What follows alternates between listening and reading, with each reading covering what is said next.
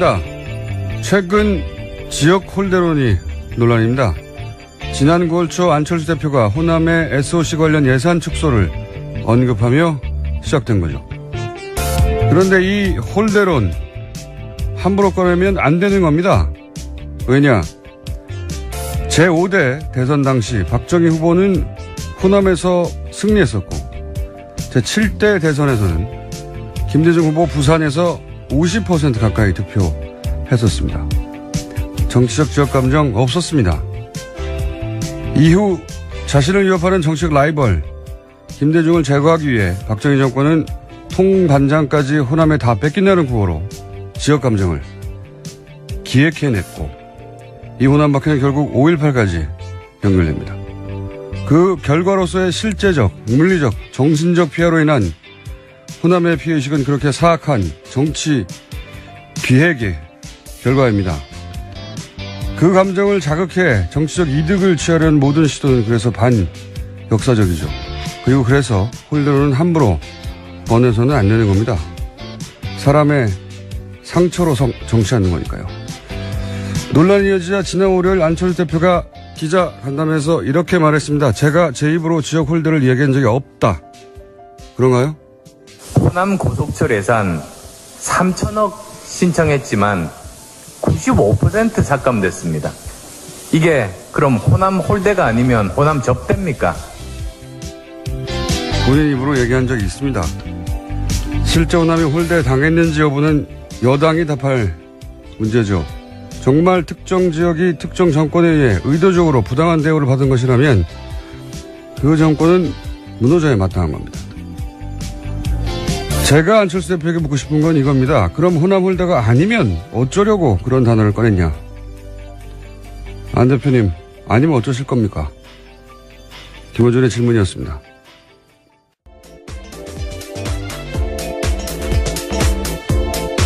시사인의 김은지입니다. 정치인들은 말을 많이 하면 자기가 한 말을 잊어버려요. 네. 그래서 요즘은 근데 부인하기가 참 힘듭니다. 모서리 녹화되고 녹취되고 하기 때문에. 자, 오늘 또 게스트가 꽉 찼습니다. 빨리 달려야 할 상황이네요. 민니도 또 있고. 네. 네. 저보다 더 많이 출연하는 느낌을 주고 있는 이정열 변호사님이 거의 준 MC급으로 매일매일 나오는. 고정 꼭지가 필요하실 것 같습니다. 아니, 코너가요. 고정보다 더 많이 나와요. 고정은 일주일에 한 번인데 이분이 일주일에 3번씩 막 나오고 있어요, 요즘. 예. 자, 첫 번째 뉴스는 뭡니까? 네, 어제 도널드 트럼프 미국 대통령 유엔 연설 전해드렸습니다. 이를 두고 미국 안팎에서 비판이 나오고 있는데요. 에마니엘 마크롱 프랑스 대통령은 긴장 구조를 거부한다면서 북한과 어떤 대화의 문도 닫지 않겠다라고 밝혔습니다. 뿐만 아니라 스웨덴 외무장관도 잘못된 시간에 잘못 선택한 청중들을 대상으로 한 잘못된 연설이다라고 비판했고요. 이란의 외무장관도 트럼프 대통령의 무지한 헤이트 스피치는 중세 시대에나 맞는 얘기다라고 지적했습니다. 그 외에도 미국이나 영국 매체들이 혹평을 했죠. 예. 네, 워싱턴 포스트의 혹평이 눈에 띄는데요.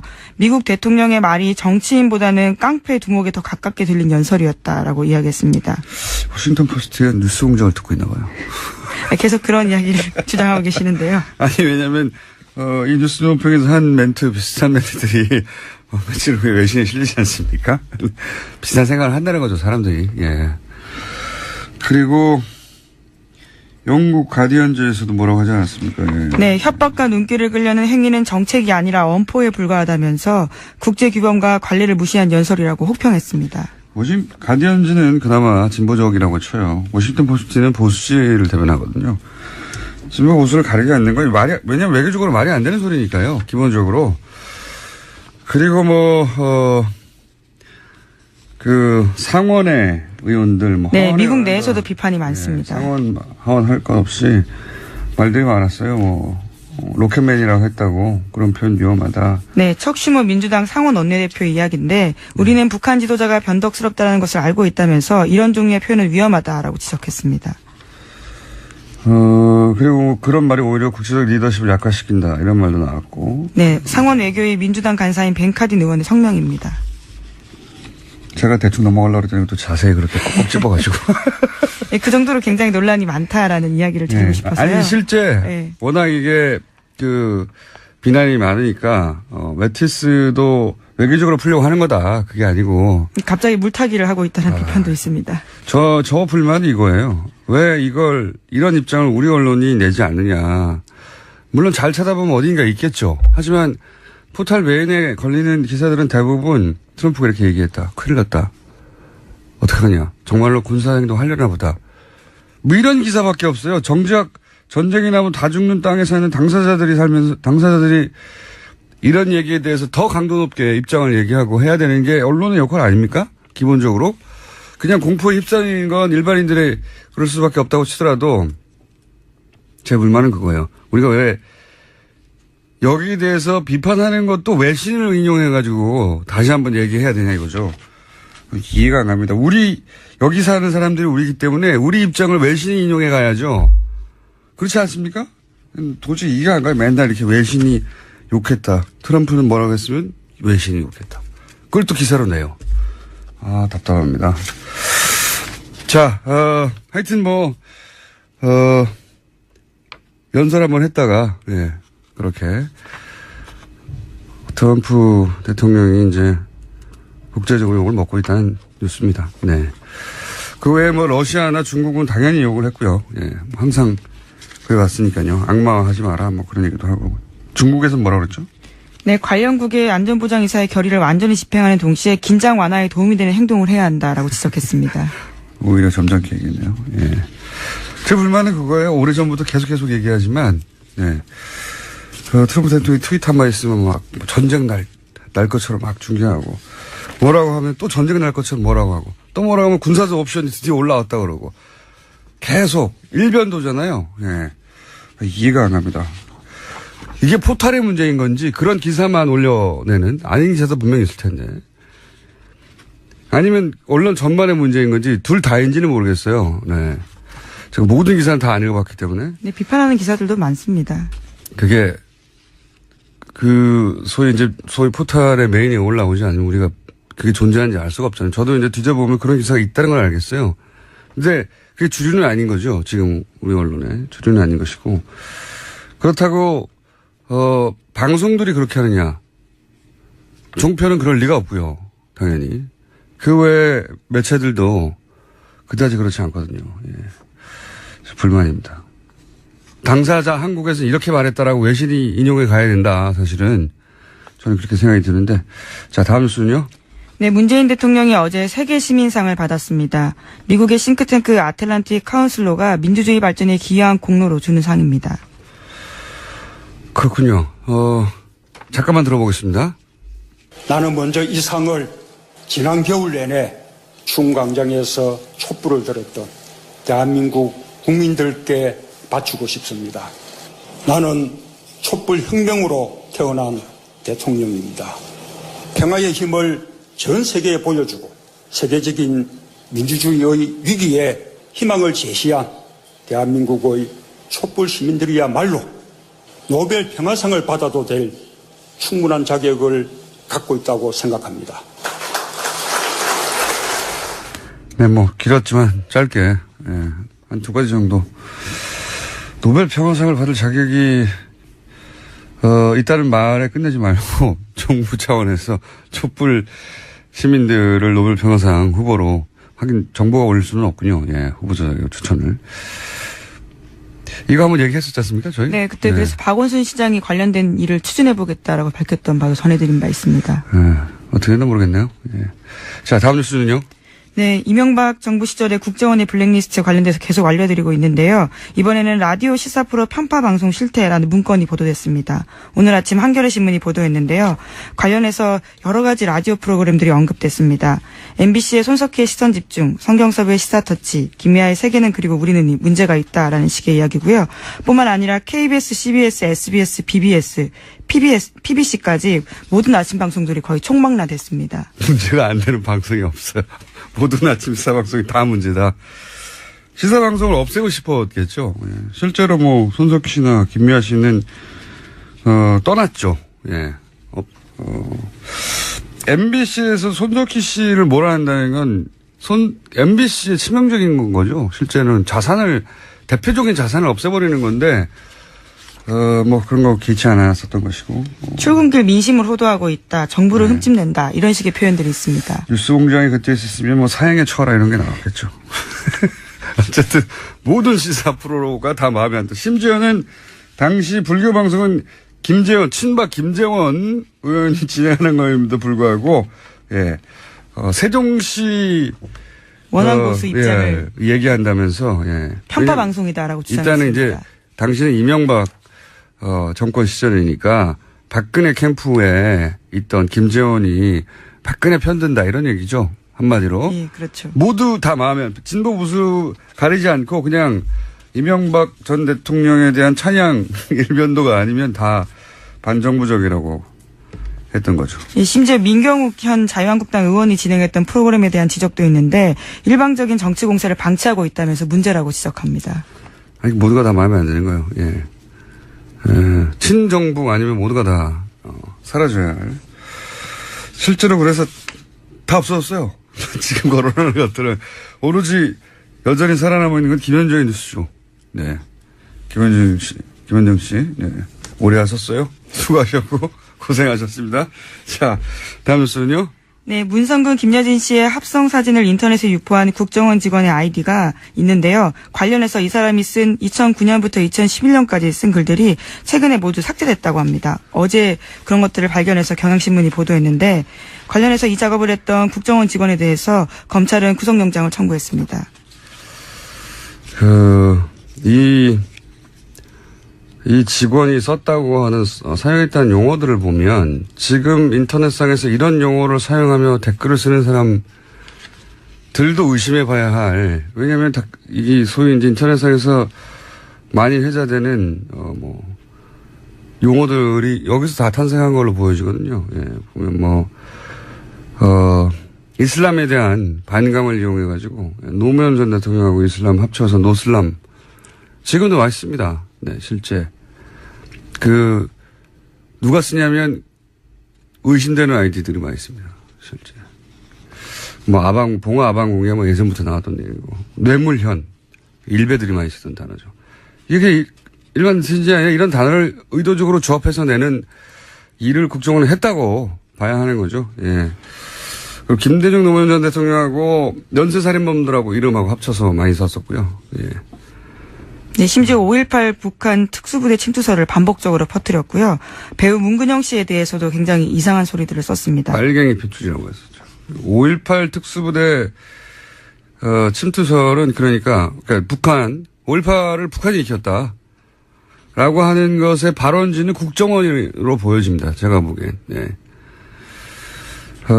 근데 이 아이디어를 3일 전에 그렇죠? 지금으로부터 3일 전에 이때까지 있다가 한꺼번에 삭제했다는 거죠. 예. 네, 증거인멸이 의심되는 상황입니다. 국정원은 그만큼 들킬 리가 없다고 자신해 왔다는 방증이고 이게 들킬 리가 있냐고. 그리고 또 한 가지 포인트는 과연 이 직원은 구속 영장이 청구되면 발부될지 기각될지. 네. 대부분 지금 기각되고 있거든요. 네. 국정원 댓글 관련해서는 심리전 단장 제외하고는 다 기각됐어요. 모조리. 말도 안 되는 것 같은데 저는 이 부분은 잠시 후에 말뚝 출연사 이정열 판사 잠깐 얘기 나눠보겠고. 아니 이렇게까지 이정열 전 판사님을 저희가 많이 섭외할 줄 몰랐어요. 하도 이어지니까 이거 우연이겠지 하다가도 너무 연속되니까요. 일관되고 흐름이. 다시 한번 짚어보겠습니다. 자, 하나 정도 더 할 시간이 되겠네요. 이정열 판사님 지금 연결돼서 기다리고 계실 시간이니까. 네. 채용비리 혐의를 받고 있는 카이 임원에 대해서 검찰이 재청구한 구속영장도 기각됐습니다. 그 얘기는 이제 이정열 판사님하고 하고요. 카이도 연속으로 5개인가가 기각됐죠. 예. 이거 관련해서 연예인 화이트리스트도 화제예요. 그죠? 네, SBS가 어제 보도했습니다. 우파 연예인, 그러니까 그 문건에서는 건전 연예인이라고 표현하고 있는데요. 건전 연예인을 양성해서 조직화해야 된다라는 내용이 담겨 있다고 합니다. 그렇군요. 예. 당연히 그랬겠죠. 그래서 정부 주관 행사나 금연, 금주 등 공익 광고에 우선 섭외해야 된다라는 내용도 있다고 합니다.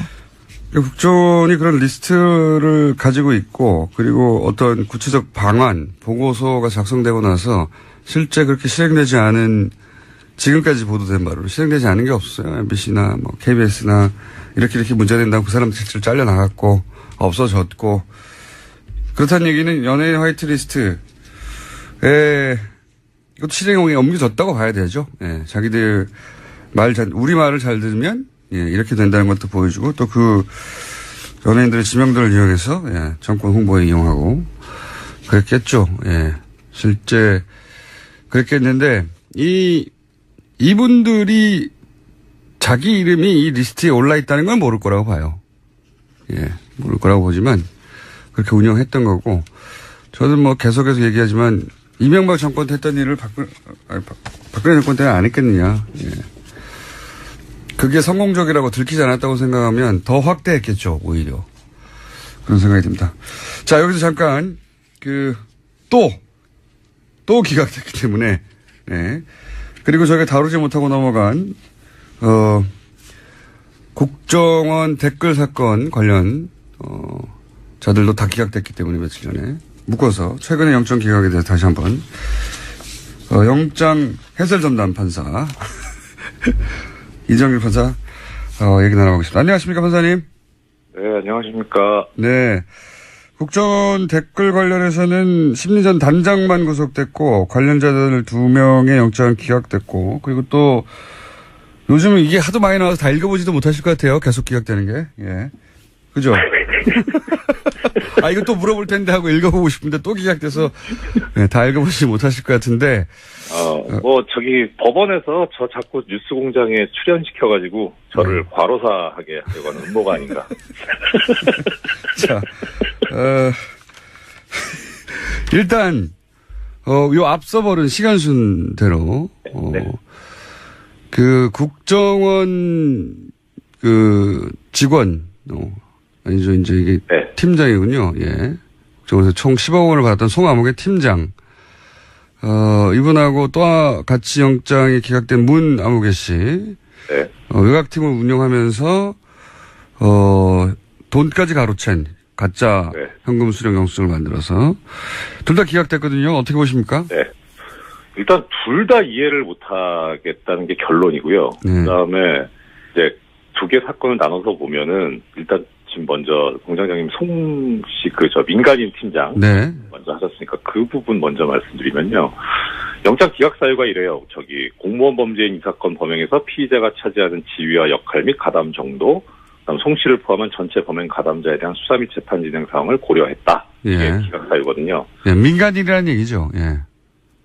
예. 그렇죠. 공무원 범죄인데 이 피의자는 뭐 민간인이냐 아니냐 이런 예. 의미를 내포한 거 아닙니까? 이게 근데 저도 영장 해보긴 했지만 도대체 이게 무슨 말인지 모르겠어요. 그러니까 무슨 뜻이냐면 구속영장 청구해서 이제 구속 사유가 청취자분들도 다 알고 계시겠지만은 범죄 사실이 소명되고 도주의 우려가 있거나 증거인멸의 우려가 있어야 되는 거니까 예. 그럼 기각을 하려면 범죄 사실이 소명이 안 됐거나 예. 도주의 우려가 없거나 예. 증거인멸의 우려가 없어야 되는데 그렇죠. 그 얘기는 하나도 안 나오거든요. 예. 여기에. 그렇네요. 예.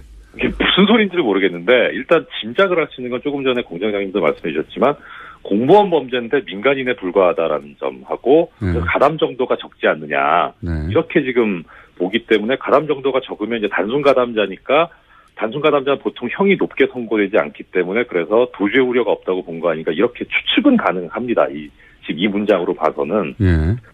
그런데 이제 문제는 공장장님도 지적해 주셨지만은 이게 민간인 팀장인데 예. 이 사람이 한 게 지금 2009년부터 4년 동안 10억 원을 받으면서 피라미드 조직을 운영했다는 거거든요. 수백 명이 팀원으로 있었다는 겁니다. 그러니까 이 정도면 사실 단순 가담자로 보기는 어렵고 최소한 이제 저희 조직 범죄가 있으면은 구분을 3단계로 하거든요. 수괴, 그다음 중요 임무 종사자, 그다음 단순 가담자 이렇게 3가지로 분류를 하는데 단순 가담자도 아니고 중요 임무 종사자를 넘어서 수괴급이거든요. 좀 팀장이니까. 그렇죠. 그러니까, 그러니까 이렇게 단순 가담자로 본 것 자체가 전혀 이해가 안 가고. 두 번째 사안 알겠습니다. 두 번째 사례는 어떻습니까? 저희 시간이 그렇게 많지는 않기 때문에. 네. 예. 두 번째는 그거죠. 국정원 직원인데, 수천만 원을.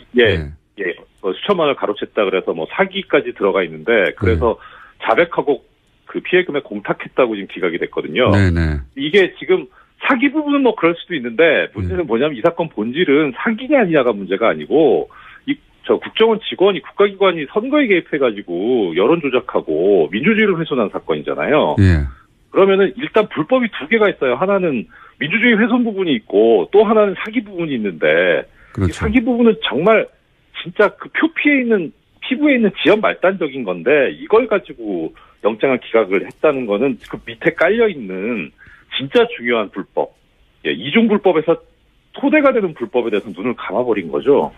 그러니까 이것도 결국은 이 부분에서 눈을 감은 게 아닌가 싶고 지금 두 가지에서 공통적으로 나오는 게 뭐냐면 이 사람들이 허위 진술하고 출국하려고 했던 출국 시도를 했던 그런 정황도 있거든요. 도망가려고 했지 않습니까? 한마디로. 예. 그러니까요. 그러니까 이 부분에 대해서는 아무 얘기가 없어요. 이거 분명히 도주 우려가 있는 거고 증거인멸의 우려가 있는 건데 여기에 대해서 지금 제대로 지금 기재도 안 해놓고 있고 그리고 기재해놓은 것도 이해가 안 가고 하니까 참 어떻게 이해해야 될지 저도 생각합니다. 보면요. 그러니까 지금 민주주의 훼손이라는 범죄와 그 훼손에 사용된 불법 자금 두 가지가 있는데 불법 자금 가로챈 것에 대해서 공탁을 했다고 민주주의 훼손죄엔 따지지 않고 그렇죠. 이거 공탁됐으니까 이게 2차적 범죄인데 말하자면 2차적 범죄만 그렇죠. 가지고 기각했다 이 말씀이신 것 같은데 그렇죠. 네, 당연히 저도 말이 안 된다고 생각합니다. 네. 요거만 하려고 했더니, 오늘 또 기각이 됐기 때문에. 오늘 네. 새벽에 기각된 것도, 이번 기각된 거는 그 자체로만 보면 또 이해할 수 있는 부분이 있긴 있어요. 범죄 사실의 소명이 부족하다는 그런 느낌이 들었거든요, 읽어보니까. 그런데 이게 지금 재청구돼서 기각된 거예요. 그 앞에 또 4번의 기각이 또 있죠. 근데 이제 이분은 지금 두 번째인데, 이분이 앞에 기각될 때 뭐라 그랬냐면 기본적 증거 자료가 수집돼 있어가지고 그래서 도주 및 증거인멸의 우려가 없다. 그렇죠. 그 사례입니다. 기본 증거가 무슨 말이냐 이런 얘기 하셨죠. 네. 그런데 그럼 그때는 도주 증거인멸의 우려가 없다는 거였는데 지금은 범죄 사실 소명이 부족하다는 거거든요. 사유가 완전히 뒤바뀝니다. 도대체. 그렇군요. 법원이 이렇게 일관성이 없는지 모르겠어요. 전문가시니까 그 부분을 짚어주시는군요. 그때는 이런 말 안 하더니 왜 새로 나왔냐. 네. 그러니까요. 차라리 전에 것처럼 그냥 도주 증거인멸의 우려가 없다 그러면 말은 사유는 황당해도 일관성이 있구나라고 이해는 할 텐데 이건 일관성도 없어요, 지금. 그러니까 카이 관련해서 지속적으로 거의 두 건인가요? 저희하고 다 영장이 기각됐는데 그리고 민간인 댓글 부대 같은 경우도 단장 한 사람 빼고 다 기각됐고요. 이 전체적 흐름을 어떻게 보십니까? 간단하게 요약해서. 이상하다라고 생각하면 한 줄로 논평해 주시자면. 저로서는 그 정도밖에 얘기할 수밖에 없고, 이렇게 말씀드릴게요. 제가 초임 판사 때 많이 들었던 얘기인데, 이게 개개 사건으로 보면은 우연히 벌어질 수는 있어요. 근데 이게 우연히 겹치면, 그때는 필연이라고 판단하는 게 판사의 어떤, 직업 자세입니다. 뭔가 필연적인 게 있어요. 여기까지 듣겠습니다. 말씀 감사합니다. 고맙습니다. 이정열 전 부산 판사였습니다. 그리고, 김은지 기자 자리도 못 가고 옆에 앉아서 타이밍을 못 잡고 있었습니다. 수고하셨어요. 감사합니다.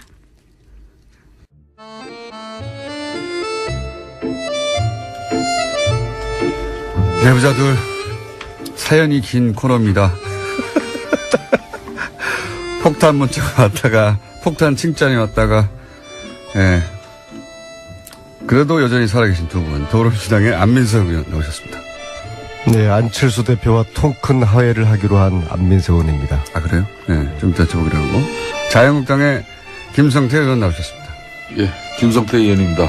안민석 의원께서 참 그렇게 안 봤는데 안철수 대표께서 고소고발 취하하겠다니까 어느 날 저렇게 또 안철수 대표를 저렇게 이제 하해하고 또 아주 좋은 파트너로 이렇게 인정하는 그런 분위기 어떻게 하루아침에 사람이 이렇게 돌변합니까? 어제 잠깐만요. 네. 하루아침에 돌변하는 걸로는 김성태 의원님이 지금 말하실 계시가 아니지 않습니까? 김어준 공장장은 너무 이 기울어진 운동장으로 이렇게 진행하지 마십시오. 나 많이 괴롭습니다, 사실상. 제가 안민석 의원도 많이 괴롭힙니다. 두 분 다 괴롭히는데, 예. 왜 그렇게 본인만 당한다고 피해의식을 가지고 계세요?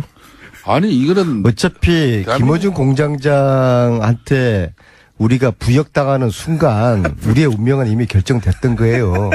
이 아침이 저에게도 일주일 중에서 가장 고통스러운 아침이에요. 지옥에 끌려 나오는 기분입니다. 안민석 의원께서 솔직히 가슴에 손을 얹고 한번 생각해 보세요. 김어준 공장장이 정말 팽팽한 운동장에서 우리 둘이 시합하게끔 세워놨습니까?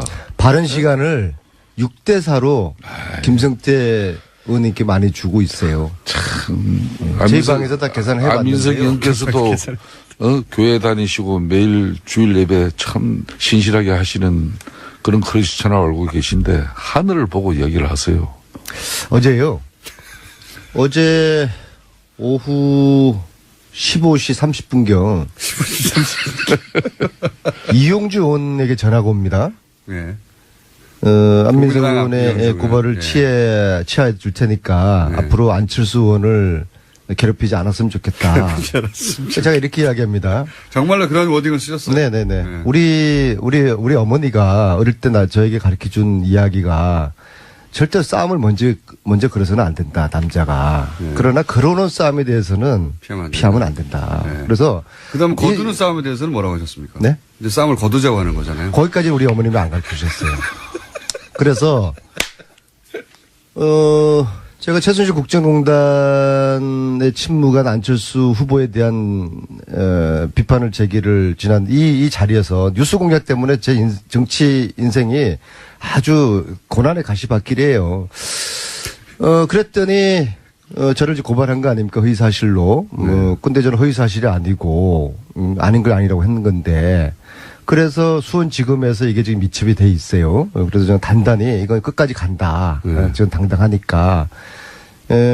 그리고 제가 요 일전에 또 다시 한번 또 제가 안철수 대표를 통해서 뭐 도발 아닌 도발을 했죠. 근데 이 싸움을 중단하고 싶은 모양이에요. 그래서 이제 고발을 취하한다고 했으니까 어쩝니까? 아니, 그래서 그럼 저도 이제 끝까지 통 가시지를 크게 또 받으셨어요.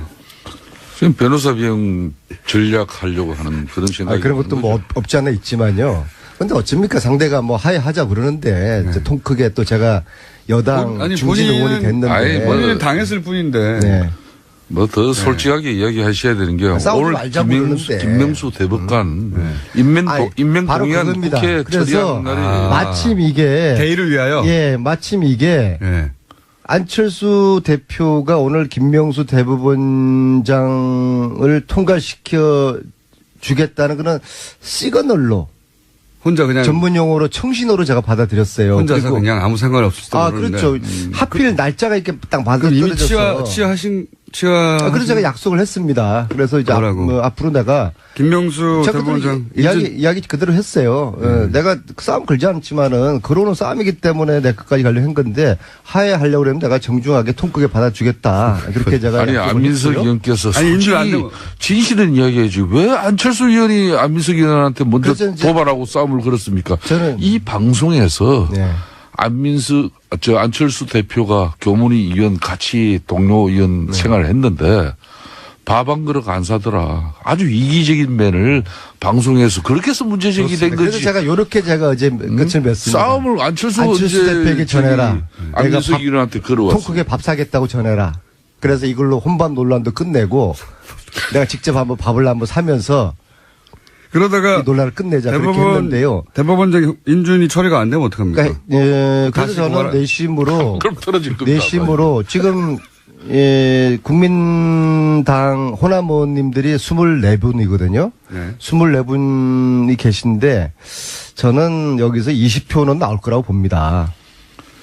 찬성이. 그러면은 이제 통과가 되는 거거든요. 만약에 그래서 안 되면 어떻게 하실 겁니까? 그러니까. 안 되면은 다시 무효로 하고. 본색이 이 휴전, 드러나죠. 이 화해가 네. 전면 백지화 될 수도 있는 거죠. 아직 그 법적 절차로 들어가지는 않은 거죠.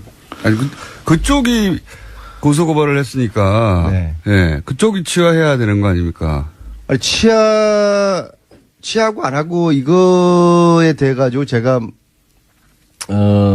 뭐 두려워하거나 신경 쓰는 건 아니고요. 이건 팩트니까 제가 가지고 있는 거는 제가 자신 있는 이제 팩트니까는요. 그래서 발언 내용이 팩트다. 근데 이제 여전히 그렇게 만약에 생각하신다? 예. 오늘 대법원장이 통과가 안 되면은 예. 국민당으로서는 이제 설 땅이 없을 겁니다. 설 땅이 아니, 그런 없고 정치도 너무 저하고 짧고. 문제가 아니라 의원님은 어떻게 하실 거냐는 거죠. 이 화해는.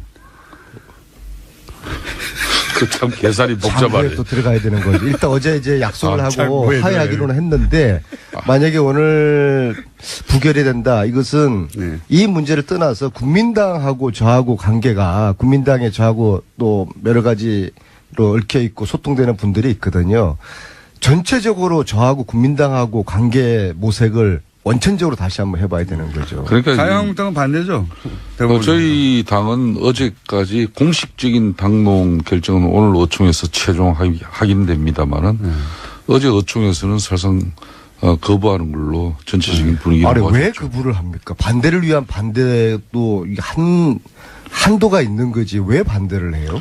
뭐 잘 아시지 훌륭한 않습니까? 분을. 극단적인 이런 편향성이나 이번 청문회 과정에서 이런 거짓 답변의 비정직성 그리고 평소 보여온 행동과 그런 정반대의 의견을 보여왔던 비일관성 이런 내용만 보더라도 대법원장으로서의 적격 여부는 뭐 의원들이 많은 판단을 할 수 있었던 것이죠. 어제 오직하면은 인사청문위원회에서 이걸 비밀 무기명 투표를 했어요. 위원들이. 그랬더니 적격, 비적격이, 부적격이 같이 나왔어요. 그렇지만은 이제 위원회 청문보고서는 채택은 됐습니다. 이제 결론은 오늘 국회 본회의에서 임명 동의안이 가결될 것이냐 부결될 것이냐 뭐 이런 판단만 남은 것이고 대통령이 대법관 뭐 이렇게 임명 뭐 권한을 가지듯이 국회는 국회대로 또 국민의 대표로서 이 사람에 대한 판단을 또 우리가 할 수 있는 그런 권한을 가지고 있는 지금 것이죠. 말씀하셨듯이 반대의 논리나 근거가 상당히 부족해요. 그러니까 자유한국당이나 바른정당에서는 이게 이제 반대를 위한 반대를 하고 있기 때문에 아무리 설득을 하고 통과시켜달라고 하더라도 이게 생각이 변하지 않을 겁니다. 그러나 단 제가 기대를 거는 것은 국민의당인데요. 국민의당은 지금 이 후보께서 어느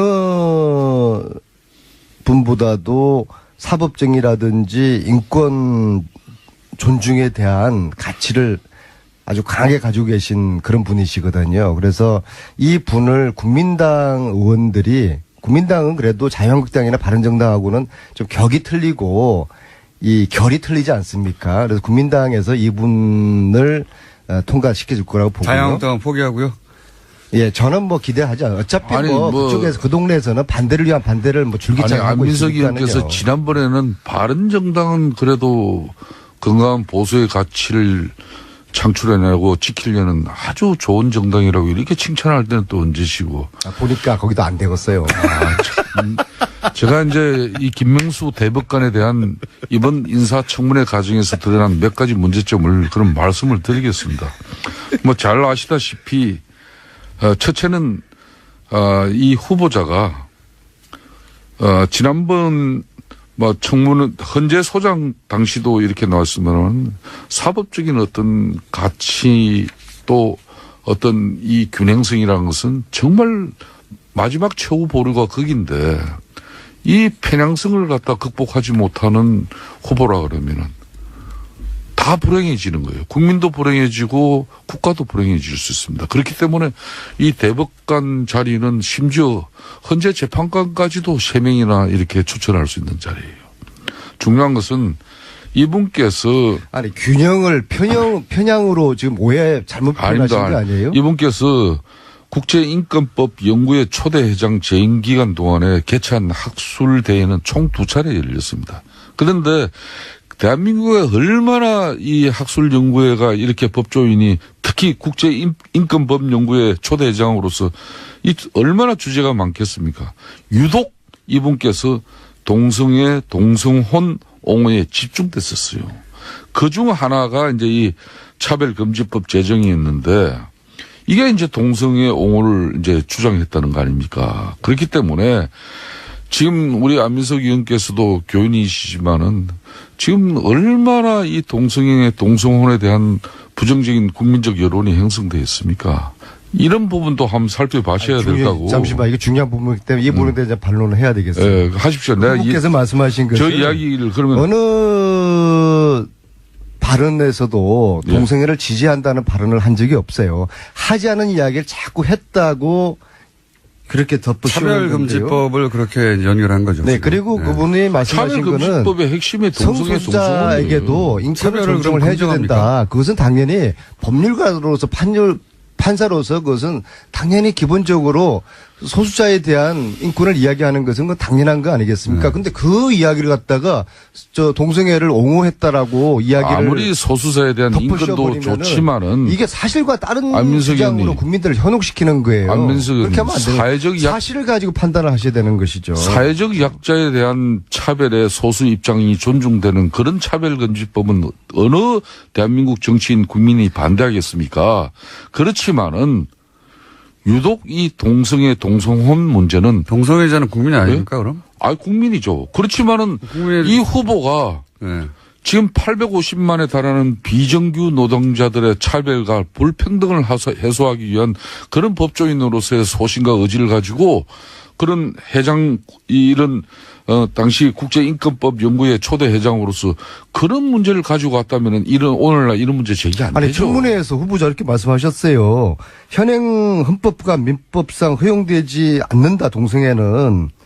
따라서 현행법은 당연히 존중돼야 된다. 그렇게 분명히 이야기를 명확하게 하셨어요. 그런데 지금 현재 SNS를 통해 가지고 유포되는 이 허위 사실, 이것은 후보자가 동성애를 지지 내지 옹호한다고 그렇게 지금 유포를 하고 있단 말입니다. 그 허위 사실을 자유한국당이 허위 사실을 가지고 이것을 반대 당론으로 정한 거, 이것은 팩트 자체를 허위적인 팩트를 가지고 당론을 정하는 것. 따라서 그래서 제가 이야기하는 것이 이것은 반대를 위한 반대를 하기 위한 논리를 가지고 있고, 이번 주가 되면은 대법원장 임기가 끝이 나요. 그러면 이거를 대법원장 없이 이 사태가 가게 되면은 이것은 국가가 혼란하게 되는 겁니다. 사실은 솔직히 말씀해 보십시오. 자유한국당이 노리는 거, 자유한국당이 의도하는 거, 나라를 혼란시키겠다는 아닙니까? 이거는 보수의 가치하고는 전혀 틀린 거예요. 어차피 대법원장은 뽑아야 되는 겁니다. 임기가 이번 주에 끝나요. 세상 많이 변했습니다. 그러면은 정말 안민석 그럼 의원께서 이 정도는 이렇게 저렇게 인권에 강변을 대한 하시는 학관 가치를 가지고 있는 좋아요. 이 후보에 대해 가지고 통과시켜 줘야 되죠. 예. 동성애 후보 지지하지 않았습니다. 안민석 의원께 그걸 지지한다고 한번 그 사실 물어봅시다. 말씀하지 마세요. 이 지금 대법원장은 12명의 대법관에 대한 임명 제척권 가지고 있죠. 그죠? 헌재 재판관 또 3인의 지명권 가지고 3,000명이 넘는다는 이 법관 인사권을 행사하는 자리입니다.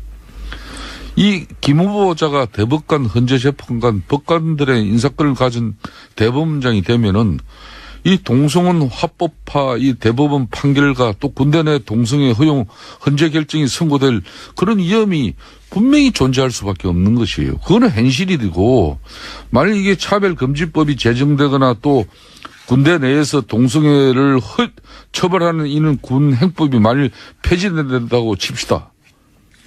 이것보다 훨씬 더 강력한 효과를 가져올 수 있는 이 우리 사회에 또 병폐에 대해서는 왜 고민을 안 하십니까? 자꾸 동성애에 대해서 허위 사실을 말씀하지 마시고요. 그다음에 지금 말씀하신 게 지금 딱 그 본심을 드러낸 거예요. 대법원장이 판사들의 인사권을 가지고 있거든요. 판사를 어디로 보낼지 어떻게 승진시킬지 다 가지고 있는데 이 대법원장의 역할이 이분을 통해 가지고 사법개혁을 할 수 있느냐 없느냐, 이게 가늠자가 되는 겁니다. 따라서 사법개혁이 될까 봐 이제 우리의 사법부가 이제 권력의 신여가 아니라 권력의 눈치 보지 않고 판사로서의 당당한 소신을 가질 수 있는 그런 사법개혁의 광풍이 휘몰아칠까 봐 우리 국민들은 사법개혁의 광풍이 휘몰아치기를 원하고 있어요. 안민석 의원님. 그걸 두려워하는 거 아니겠습니까? 솔직히 말씀해 보세요. 안민석 사법개혁 중요합니다. 예? 그렇지만 사법개혁 동의하십니까? 지난 박정희 군사정권 56년 이후에 특히 이 대법관을 거치지 않았는데 지금 현재 대법원장 임명된 사실이 있으면 한번 답변 한번 내보세요. 없죠. 그거는 아니, 개혁을 하기 위해 그러니까 개혁이라는 게 뭡니까? 좋아요. 개혁이라는 거는 가죽을 벗겨내는 거예요. 예, 사법- 개혁을 아무나 할 수 있는 게 아니에요. 좋아요. 사법제도 개혁을 위해서 그런 파격성을 가진 인사를 대통령께서 하신다지만은 저는 개인적인 사견이지만은 뭐 조직의 간성이나 이렇게 타성에 젖지 않은 인물이 뭐 이런 법조계 특히 사법제도 개혁을 이끌어갈 수 있는 적임자로 될 수 있다고도 봅니다. 그렇지만 그 조직은 어떻게 됩니까? 인사청문회에서도 특히 이야기가 이분이 됐지만은 잘 될 수도 이 있죠. 김명수 후보자가 줄기차게 주장해 오신 게 분권에 대한 강조를 많이 하셨어요. 분권에 대한 가치는 자, 뭐냐 두 분이 계속 그러면은 나가서 이제 대법원장이 나가서도 인사권을 계속 축소하겠다는 겁니다. 안민석 이런 의원이 부장판사 승진제 잠깐만요, 폐지를 이제. 주장을 해왔거든요. 이 사안이 오늘 이런 그 분권론자에 대해서 네. 그렇게 폄하하시고 의원님? 반대를 위한 반대를 그런데 하시고 제가 마지막으로 한 말씀만 네. 드리겠습니다. 인사청문회 이번에 과정에서 김명수 후보께서 사법행정에 대한 차별적인 개혁 방안도 지금 제시하지 못했어요. 그런데 어떻게 사법적인 제도 개혁을 할 수 있습니까? 청문회 때 그런 걸 물어본 적도 아, 없는데. 왜 물어봤죠? 자, 많이 저도 한마디만 물어봤죠. 보태겠습니다. 자꾸 한마디 못하신다고 사람들이. 제가 이분을 자. 높이 평가하는 이유는 이런 예. 말씀을 하십니다. 법률가들은 법률 지식 이전에 인간의 존엄성이나 인권에 관해 충분히 이해를 해야 된다. 아, 이게 얼마나 훌륭한 법률가입니까? 자, 이제 안민석 이런 의원님 분들을 이번 우리가 청문회에서 대법원장으로 차라리 자신이 갖고 적극적으로 있는 힘을 모아서 동성의 똑같이 이런 시키자고요. 옹호 가치관을 분명히 밝혔어야 돼요. 그리고 당당하게 옹호하지 나는 않은 동성애를 자꾸 동성애자, 옹호했다고 이 허위사실 동성혼자 이런 말씀하시면은 소수 인권도 국민들 현혹하는 존중한다면서 거예요. 이게 프레임이죠, 프레임. 저도 한 가지 끼어들면, 어쨌든 동성애 자체에 대한 가치 판단을 한 게 아니고, 그건 개인의 성적 지향이니까, 그건 법적 판단의 대상도 아닌 것이고, 동성애자도 국민인데 국민으로서 차별받으면 안 되니까 차별금지에 대한 이야기를 한 거 아니냐. 자, 이렇게 정리하고, 넘어갈게요. 역시 기울어진 운동장입니다. 이제 이제, 특수학교는 잘 이제 추진되고 있는 거죠. 안- 이게 더 사회적 어떤 차별받고 소수자에 대한 우리 정치인들의 배려, 블랙리스트 그런- 얘기하죠, 블랙리스트. 그런 것들이 안민석 의원께서 이 문제 나 좀 말 좀 해요. 블랙리스트. 보수도 이제 좀 정신 좀 차리세요. 기득권자 있는 사람, 힘 있고 빽 있는 자들을 위한 정치하지 자, 말고 블랙리스트. 힘 없고 억울하고 소수자들에 대한 배려를 하세요. 그래야 보수가 살 길이 있는 안민석 거예요. 의원님이야말로 이러지 않았던 분인데 문재인 대통령과 미국 순방길 대통령 전용 비행기 한번 타고 사람 달라졌다는 거 알아야 아니, 돼요. 그게 그렇게 배가 아파요? 예? 제가 전용 비행기 난 한번 배 안 타는 게? 아파요. 예? 그리고 제가 여당의 중진 의원이 됐잖아요. 제가 중진 의원이면 그 야당 때하고는 이제 여당- 달라져야죠. 여당 달라진 중진- 제 모습이 그렇게 안 입고 여당 있습니까? 중진 실세의원으로서 그런 말이야 좀 정직성이라든지 균형성이라든지 안민석 또 의원님. 그거 의원에 대한 잘못해서 배려가 실세가 있어야지 아니라 말이야. 허세입니다. 허세. 저는 허세. 안민석 의원님, 블랙리스트에 대한 이야기 하려고 해야 되는 3분밖에 안 남았어요. 블랙리스트, 요거 한마디만 해주시면 먼저. 신이계였으니까 잘 아시겠네, 김일태 의원님. 지금 이명박 MB하고 원세훈이하고 서로 짜웅해가지고 한 거 아닙니까? 솔직히 말씀해 보세요. 나도 박근혜 대통령 때 예? 공천 배제 인사로 이렇게 흔히 말하는 수첩에 적힌 사람 중에 한 사람이 그러니까 이거 MB가 시킨 거 맞죠?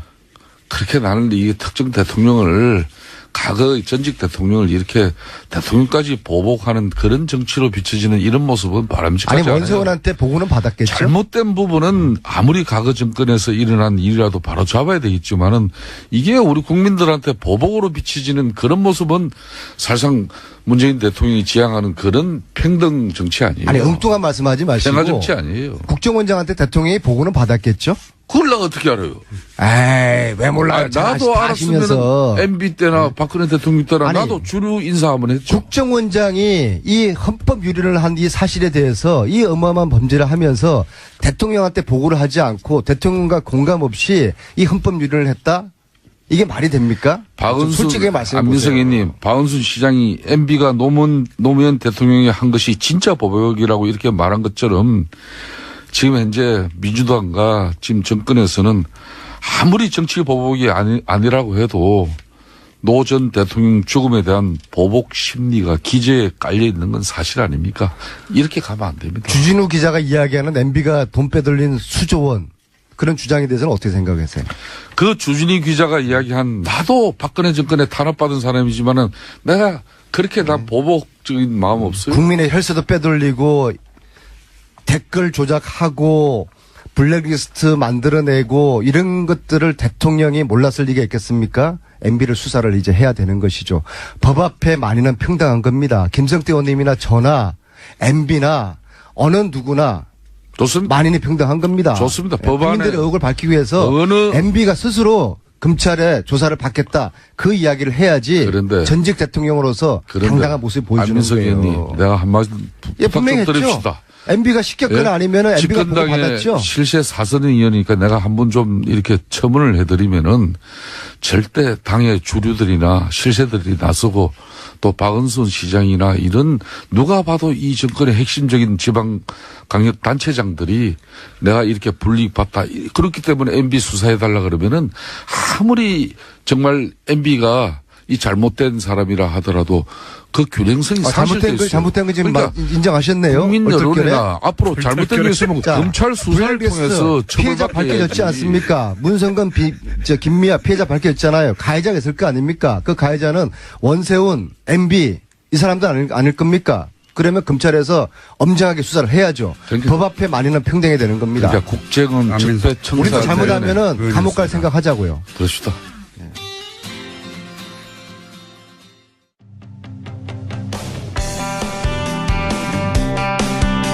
가수 김광석 씨의 저작권 상속료 이자 딸인 서연 씨, 서연 양이 이미 10년 전 사망한 사실이 뒤늦게 밝혀졌죠. 영화 김광석을 만든 이상호 기자 그리고 겸 감독 전화 연결해 보겠습니다. 안녕하세요. 네, 안녕하세요. 이상호입니다. 네. 영화 시작할 때 김광석 씨의 죽음에 대한 의혹에 대해서 말씀하셨는데, 이번에는 이제 딸 서연 양 이야기예요. 그런데 그동안은 서연 양이 사망했다는 사실이 알려지지 않았습니까? 서연 양을, 키우신 분이 이제, 김광석 씨 미망인이죠. 서예순 씨였기 때문에, 네. 서예순 씨 진술에 의존하는 수밖에 없었죠, 그동안. 근데 이분이 뭐라고 그러셨냐면, 네. 미국에서, 네. 잘 지내고 있다. 좋은 교육을 받고 있다. 사망한 이후에도 그렇게 얘기했어요? 그럼요, 최근까지. 그래요? 직후부터 최근까지. 기사 찾아보세요. 뉴시스에는 사망하고 나서 한 4개월, 한 반년쯤 지나서, 애 데리고 미국 간다. 죽었는데, 애가 음악을 원한다면 말리지 않을 거다. 이런 인터뷰도 했었고. 사망 이후 4개월이 지난 인터뷰에서 그런 얘기를 한 적이 있다고요? 네네. 그리고 최근까지도 저희가 서예순 씨 측근 주변, 탐문을 계속 하지 않았습니까? 근데 네네. 그 주변 분들한테도, 두 가지로 얘기를 하죠. 하나는 조금 이제 먼 분들이 다 근황을 물어볼 거 아닙니까? 딸 근황을. 네네. 그럼 미국에서 잘 있어요. 이렇게 답하고. 그건 정말 이상하네요. 좀 더 가까운 사람들이 이제 만나기를 원하거나 보고 싶다, 전화 통화라도 해달라 이렇게 요구할 거 아닙니까? 네네. 이제 그분들한테는 어디 들어가 있어서 나도 마음대로 통화 못해요. 이런 식으로 얘기를 해서 회피를 했던 거죠. 그건 정말 이상하네요. 네. 여기서 김광석 씨 부인이, 그러니까 서연 양의 어머니인 부인이 사망했다는 사실을 모를 리는 절대 없는 거 아닙니까? 그죠? 왜냐하면 김광석 씨 때도 마찬가지지만 서연 양 때도 최초 목격자가 서예순 씨예요. 그러니까 모를 수가 없죠. 119에 신고한 사람이 서예순 씨니까. 그 대목은 정말 이상하긴 이상합니다. 예. 딸이 사망을 했는데 굳이 숨길 이유가 없을 텐데, 최근 10년, 그래서 이제 행방이 묘연하다는 기사가 처음에 떴었군요. 서연 양의 행방 묘연하다는 기사가 뜬 걸 제가 봤는데. 예. 그때만 해도 저희는 사실 어느 정신병동 정도에 감금된 걸로 판단을 했어요. 그런 취지의 진술들을 많이 확보했었거든요. 그렇게. 그러니까 가까운 사람들한테 그렇게 둘러댔으니까. 가까우면. 그래서, 어디 들어가 있어서 연락이 안 된다는 말을 가까운 분들은 그렇게 이해했었군요. 그렇죠. 그래서 저희가 이제 궁여지책으로, 그저께 경찰서에 간 거죠. 실종 신고라도 내서 저희 판단으로 봤을 땐 강제적으로 입원, 즉 감금돼 있는 상태라고 판단한 거죠. 근데 이제 그 과정에서 용인 동부경찰서에서 감금 안 됐는데요? 이렇게 얘기하더라고요. 당연하죠. 사망했으니까. 저희 정말 놀랐습니다. 야, 그 정말 놀랄 일인데, 예. 부모가 살아있다고 하면 다들 그냥 그렇게 믿었겠죠. 다만 어디에 있느냐의 문제인 줄 알았는데, 네. 10년 전에 사망했다. 근데 이제, 언론에 보도되기로는 당시 사망 원인은 급성 폐렴이고, 타살 혐의점이 없어 내사 종결했다는 게 당시 경찰 얘기 아닙니까? 이 서현 양의 죽음에, 물론 이제 죽음을 지가 며칠 안 되기 때문에, 예. 네네. 아직은 뭐, 들여다봐야 될 부분이 있을 것 같긴 한데, 현재까지 석연치 않은 측면이 있습니까?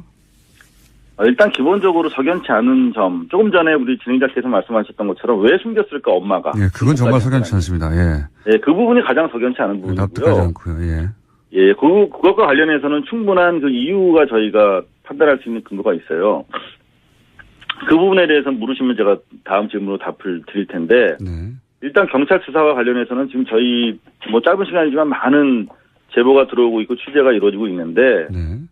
경찰이 타살 혐의점을 찾지 못한 거지 없는 건 아니었던 거죠. 그러니까 그 당시에는 서혜순 씨에 대한 전반적인 그 사태 이해를 경찰이 갖지 못했고, 상식적으로 부모가, 엄마가 딸이 이렇게 집에서 숨진 채 발견됐다. 네. 이런 신고를 했을 때 의심하기 쉽지 않죠. 그건 뭐 당연하죠, 뭐. 예. 예. 근데 일단 현재 상태에서도 경찰이 발표한 수사 결과와 저희가 확보하고 있는 제보 내용과 중요 부분에서 틀린 점이 상당히 많아요. 어떤 제보가 왔습니까? 네. 요거는 이제 저희 팩트 파인딩 중인데요. 네. 공장장님께서 물으시니까 답을 드리자면. 네. 일단은 제보 받고 팩트 파인딩 하는 와중이긴 한데 제보는 왔다. 그 제보 내용이? 네네. 일단, 숨진 채 병원에 도착했다는 거예요. 이미 숨진 채 도착했고, 예. 네, 김광석 씨 때랑 똑같은 겁니다. 예. 만약에 죽였다면 숨진 채 도착할 수밖에 없겠죠, 병원에. 살아있는데 도착할 수는 없겠죠. 그죠? 두 번째는, 서둘러서. 급성 폐렴이고, 위독한 상황이었는데 이미 사망한 채 도착했다. 위독한 채 너무 아파서 온 게 아니라, 일단, 네. 하나 있고요. 예. 네, 그게 중요하고, 두 번째는, 의료 전문가들께서 많이 제보를 주시는데, 예. 폐렴이라는 병이 그렇게 그 어린 나이에 급성으로 보통 어르신들께서 걸리시는 합병증으로 나오는 건데, 네네. 어린 나이에 그런 병력도 없는 16살 여자아이가, 네. 저희가 판단했을 때 상당히 정상적인 상태였거든요, 건강도. 서혜순 씨가 많이 아프다고 외부에다가 언론 플레이를 했지, 저희가 파악했을 때는 신체적으로 상당히 건강한 아이였어요, 정신적으로도. 근데 이 아이가 갑자기 3일 만에 발병을 해가지고 집에서 사망할 정도로 그렇게 급격하게 진전되는 병이 아니고, 네. 만약에 3일간 그 정도로 아팠다 그러면 병원에 바로 데려가야 할 그런 사안이었다. 그렇겠죠. 왜냐하면 네. 그 정도 아파서 숨질 정도면 어마어마한 그 흉부, 특히 통증을 유발한대요. 그러니까 최소한 이 부분에서 이제 저희는 유기치사, 최소한 유기치사, 최대한 살인의 의혹을 제기하고 오늘 11시에 잠시 뒤에 서혜순 씨에 대해서 고소장을 제출할 예정이에요. 그러니까 뭐 의사들이, 의료 전문가들이 그 나이 때 급성폐렴도 잘 안 걸리지만 만약에 정말 급성폐렴이어서 3일 만에 사망했다면 네. 엄청난 고통을 호소했을 텐데 왜 병원에 안 갔느냐, 너 그거 이상하지 않느냐. 그렇죠. 상식적인 수준의 의혹 제기입니다. 네네. 더구나 지금 뭐 우리 사회자 말씀대로 알리지 않았다는 거 아닙니까? 주변에 조차도. 네, 그것도 너무 이상하죠. 근데 그 알리지 않은 것이 그냥 뭐 좋은 일도 아니니까 뭘 알리지 않는 게 좋지 정도가 아니라 아예 빈소도 차리지 않았다는 제보가 있어요. 그러니까 주변에서 아무도 몰랐겠죠. 예. 그렇죠. 장례식도 안 하고 빈소도 없었던 거죠. 그러니까 저희가 지금 팩트 파인딩 중인데 파인딩 되는 대로 또 공장장님한테 보고 드리겠습니다. 근데 이제 그런 의혹들이 자연스럽게 나올 수밖에 없는 상황이라 이런 얘기도 나오는 것 같은데 네네. 그 맥락 때문에 그런 거죠. 김광석 씨에 대한 타살 의혹을 받고 있는 상황에서 물론 저희 또- 영화에 의해서 그렇지만 예. 그리고 또 저희가 뉴스 공장에서도 말씀드렸지만 김광석 씨 만나기 전에 사기 결혼이 있었고 그 당시에도 영화 살해 혐의를 저희가 제기하지 않았습니까? 영화에서. 네네. 연속선상에서 경험치가 축적돼 있는 사람이기 때문에 그런 의혹을 가질 만하다 이런 말씀이신 그렇죠. 것 같은데. 근데 이거 한 가지만 여쭤볼게요. 언제나 이제 동기가 중요한 법인데, 예, 그런 의혹에 있어서, 당시 그 음원 저작권, 초상권의 상속자였던 게 맞죠? 서현 씨가? 네네. 그렇죠? 네네. 그러면은 만약에 계속 살아 있었다면 서현 씨가 사실상 거액의 재산을 물려받은 셈이 된 거였죠? 그렇죠. 2008년에 예. 되게 중요한 질문 하셨는데 예. 2008년에 대법원에서 확정 판결이 나와요. 예. 그 앨범 4장. 네. 김광석 씨 대부분의 앨범입니다만 네. 앨범 4장의 저작권이 우리 서영양에게 있다. 라고 2008년에 확정 판결이 나옵니다. 당시에 이제 그 아내 서혜순 씨와 김광석 씨의 부모 사이에 분쟁이 벌어졌었는데 결국은 서현 씨에게 저작권이 있다라고 판결이 났다는 거죠. 네. 사실 뭐 가족 간의 분쟁으로 이렇게 표현이 됐는데 사실상 서혜순 씨가 뺏은 거예요. 협박을 통해서. 저희 영화 속에 다 나옵니다. 좀 봐주셨으면 좋겠고요.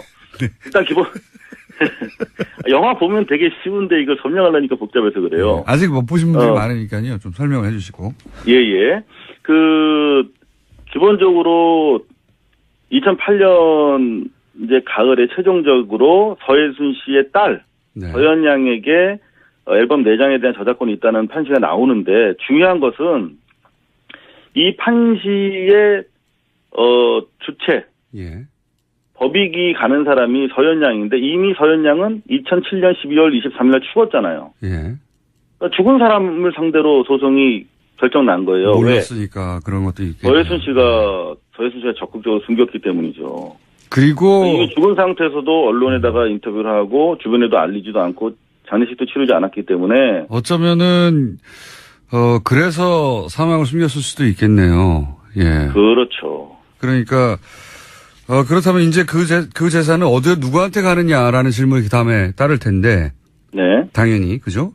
근데 죽은지를 아무도 몰랐으면은 물론 서혜순 씨가 그러면 당연히 그 재산을 누렸겠군요. 말하자면. 그렇죠. 지금 그래서 이제 빌딩도 상속받고 100억 원 정도 아마 더 나간다고 하는데 저작권 전체 규모가 100억 원. 그거를 단독으로 행사하고 있는 거죠. 원래는 딸 서연이랑 같이 나눠서 행사해야 되는데. 알겠습니다. 그렇기 때문에 이제 이 부분에 관련해서는 소송 사기죄가 적용되기 때문에 공소시효 안에 있거든요. 뭐 아까 6.27사죄도 그래서 오늘 저희가 기자회견 하려고 하는 목표는 서혜순 씨에 대한 재수사와 출국 금지를 요청하기 위한 것입니다. 안 여쭤보셔서. 혹시 마지막 질문인데 영화 이후에 김광석 영화 이후에 다큐니까 상영관이 점점 줄어서 고생하시고 있죠. 네. 예, 상업 영화가 워낙 많아서요. 예, 저도 다큐를 해봐서 압니다. 또 동변상련을 느끼며 예. 이 말을 하다가 제가 질문을 거의 잊어버릴 뻔했네요. 영화 이후에 서혜순 씨를 접촉하신 일이 있습니까, 혹시? 연락이 됩니까? 계속 접촉하고 있어요. 소재는 계속 파악하고 있고. 아, 그래요? 네. 지금 일체 연락을 끊고 잠정한 상태인데. 네. 지금 해외로, 빠져나가기 위해 상당히 재빠르게 준비를 하고 있기 때문에. 조금 조급한 그런 심정입니다. 그렇군요. 어디에 있는지는 정확하게 모르지만 연락은 되신다는 거죠? 아니, 연락을 전혀 안 받고 있고요. 안 받고 있다고요? 전혀. 저희 계속 위치 이동할 때마다 제보가 오고 있어요. 제보가 오고 있다. 네네. 알겠습니다. 요사는, 영화도 영화고, 영화를 넘어서서도 중요한 사건이라, 네, 문제 제기해 주신 거 감사드리고, 저희가 계속 인터뷰 하겠습니다. 예. 예. 자, 영화가 내려가기 전에, 빨리들 이 영화를 보시고요. 자, 오늘 말씀 감사합니다. 예, 감사합니다. 지금까지 영화 김감석의 감독 이상호 감독이었습니다.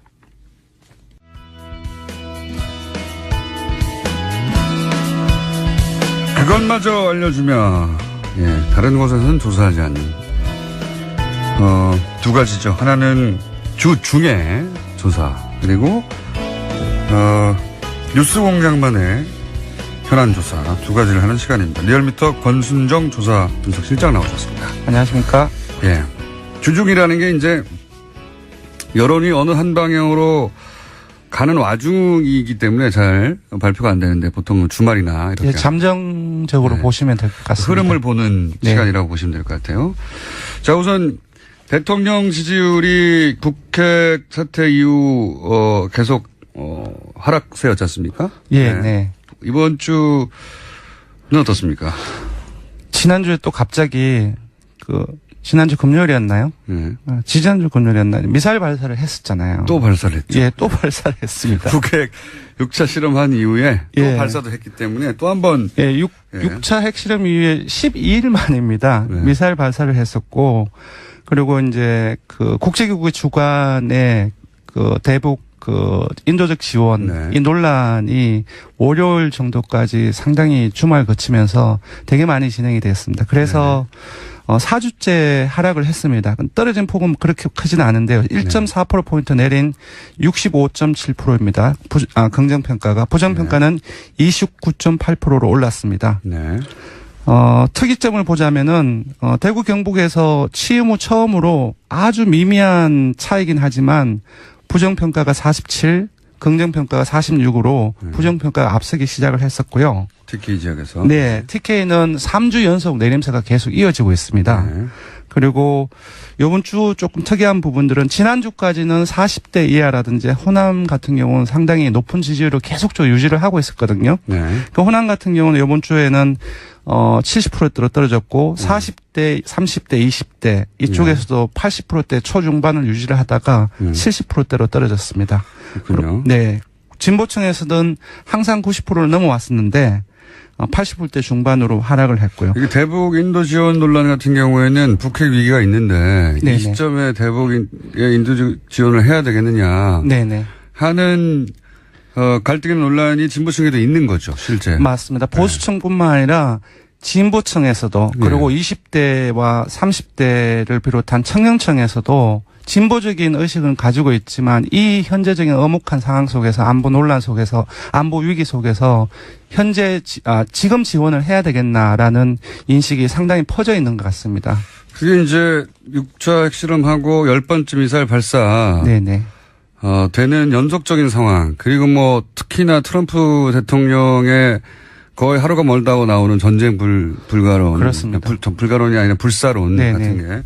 그게 거의 한 달 이어졌거든요. 한 달. 네, 한 달 이어졌고 네. 거기와 함께 국내에서 야당의 공세가 상당히 강력하게 지속이 되었습니다. 야당의 공세는 항상 있는 건데 야당의 네. 공세 플러스 그리고 트럼프 대통령의 어떤 그런 강성 발언을 실시간으로 중계하는 게 항상 포탈의 메인에 네네. 아침마다 일어나면 오늘 전쟁 날 것 같아요. 네, 그렇습니다. 외국의 네. 그런 사례들이라든지 뭐 자유한국당 같은 경우는 NPT 탈퇴 이 부분도 네. 이미 언급이 되었고 그래서 이성보다는 감성이라든지 그런 어떤 진영 논리 그런 부분들이 상당히 강화된 시기였습니다. 공부심이 한 달간은 최대치로 자극됐다고 볼 수 있고 네네. 저는 그렇게 한 달간 주요 포탈과 그다음에 보수 매체 혹은 뭐 야당 언론들 그리고 실시간 뭐 전쟁 가능성에 대한 중계로 네. 한 달간 때린 것 치고는 한 8% 정도 떨어졌나요? 예, 8월 5주차부터 이번 주차까지 4주차까지 이렇게 빠지고 있는데요. 8.2%포인트 하락했습니다. 그 정도면 저는 굉장히 예, 지지도가 워낙 높았기 때문에 네. 8.2%포인트 하락을 해도 지금 여전히 60%대 중반 60% 중반이면 3명 중에 2명이 지지를 하는 응답이거든요. 저는 이제 어떤 관점에서 봤냐면 한 달간 이 정도로 사실 현 정부를 옹호하거나 또는 현 정부의 처지를 이해하거나 현 정부의 대처에 대해서 긍정하는 기사는 없어요. 한 달간. 그렇게 보자면 한 달간 때려서 이 정도면 전 굉장히 탄탄하다고 생각이 듭니다. 여전히 지지층의 견고함이. 그렇습니다. 그 대구 경북이라든지 그리고 보수층을 제외하고는 여전히 모든 연령층, 모든 지역 이렇게 진보 그리고 중도 그리고 그 이념성에서 잘 모르겠다고 응답한 사람들까지 모두 긍정표가 크게 높거나 우세한 상황이기 때문에 여전히 이제 상당히 그 지지 기반은 굳건하다고 볼 수 있고요. 그 4주째 지금 빠지고 있지만 제가 보기에는 조정기가 조정기 마지막 끝이 아닌가. 왜냐하면 이번 주 좀 특이한 부분을 보면 오히려 그 5, 60대라든지 그 충청권 보수적인 성향이죠. 이쪽에서는 올랐거든요. 그래서 그런 것들을 봤을 때 조정기가 왔네요. 예, 조정기의 마지막 끝이 아닌가. 조금 앞으로 한 달간 또 이렇게 그 긴장 수위를 높일 방법은 없거든요. 네. 뭐 또 똑같이라도 둔해져요, 사람이. 예, 미사일 발사라든지 또 핵실험이 일어난다고 한다면은 좀 별 문제겠지만 이제 향후 이제 정기국회가 있기 때문에 국내 이슈로 돌아오면은 아마 지금으로부터는 소폭 이제 이후에는 그 회복세를 보이지 않을까 그렇게 예상을 합니다. 자, 정당은 어떻습니까? 정당은 민주당이 그 지난 4주 동안 하락세였습니다. 근데 이번에는 소폭 올랐습니다. 그래서 0.5%포인트 올라서 49.8%고요. 정당은 조정기가 더 빨리 왔네요. 네. 한국당은 지난주에 목요일에 21% 일간 집계에서 그까지까지 올랐는데 이번 주중 집계로는 17%를 기록해서 1.4%포인트 빠졌고요. 반면 남경필 지사 아들 악재가 많이 터졌었는데 되게 많이 그 바른정당 측에서는 오를 했을 텐데 오히려 1.3%포인트 상당폭입니다. 지지율이 낮기 때문에 6.3%로 올랐고요. 당한다고 생각하는 거겠죠. 네. 국민의당 같은 경우는 안 대표가 상당히 대정부 공세를 지속적으로 강화를 하고 있는데요. 0.2%포인트 상승을 해서 6.0%입니다. 사실 이번 주에 김명수 대법관 국회 인준의 주라고 해도 그 과언이 아닌데요. 스포트라이트를 상당히 많이 받았습니다. 그래서. 근데 이제 저 국민의당은 안철수 대표가 움직이는 정도 대단히 적극적으로 거의 모든 언론과 그렇습니다. 인터뷰를 공세적으로 하고 있는데 그리고 상당히 많이 노출되고 있습니다. 언론에. 네. 그런 비하면 지지율이 안 움직이네요. 예. 네, 생각보다는 많이 오르지는 않은 거죠, 사실. 네. 0.2%면 네. 워낙 지지율이 사실은 바른정당, 국민의당, 정의당은 낮기 때문에. 예, 정의당도 소개를 해드려야 될 것 같네요. 정의당이 이번에는 좀 많이 빠졌습니다. 1.1%. 예, 한국당은 MPT 탈퇴라든지 핵무장론 그리고 트럼프가 그 북 완전 파괴, 그 유엔 연설했지 않습니까? 여기에 대해서 연일 강력하게 비판을 했었는데요. 1.1% 빠졌습니다, 오히려. 그래서 4.7%를 기록했고요. 전반적으로 이제 그 공포 심리가 네. 진보 진영에 대한 네. 지지를 좀 뺀다는 거는 뭐 여러 차례 입증되어 왔던 네네. 바인데. 예. 자, 정당은 이렇고요. 큰 차이는 없습니다, 사실. 네, 큰 차이는 없습니다. 네. 추세가 어떠한가 하는 건데. 네네. 민주당은 이제 꺾어지다가 다시 올라가는 추세고. 네, 한국당의 지지층이 일부 빠져서 바른정당으로 지금 가고 있는 상황이고요. 네, 당한다는 인식인 것 같고. 네. 국민의당은 거의 변화가 없고, 정의당이 이 안보 국면에서 좀 지지율이 빠졌다. 네, 진보층하고 20대를 중심으로 해서 빠졌기 때문에 제가 보기에는 대통령과 마찬가지로 그 인도 지원 논란 이 부분에 대해서도